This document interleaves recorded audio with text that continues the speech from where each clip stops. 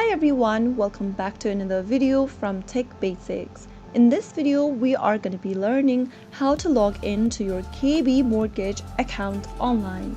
To log in and access your KB mortgage account online, the first thing you can do is to open a preferred web browser. In the URL box, type in kbhome.com and press enter on your keyboard to end up in the official website for KB Home. Now, to log into your KB Home mortgage, go ahead and click on the sign in button at the top right corner of the screen. Now, on the next page, it'll take you to the sign in page for KB Homes. In the sign in page, you can either create a new account if you don't have one by clicking on join MyKB and follow through the instructions.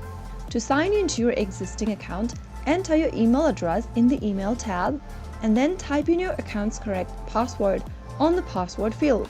If you don't remember your password, click the Forgot Your Password link and follow through the instructions till the end. After filling in both of your credentials, click on Sign into MyKB option and then you will then be able to sign into your KB Home account. Once you're in, you can now manage your mortgage account easily by choosing the mortgage option from the main home page. That is it for today's video. If you found the video to be helpful, go ahead and give us a thumbs up. Don't forget to hit the subscribe button.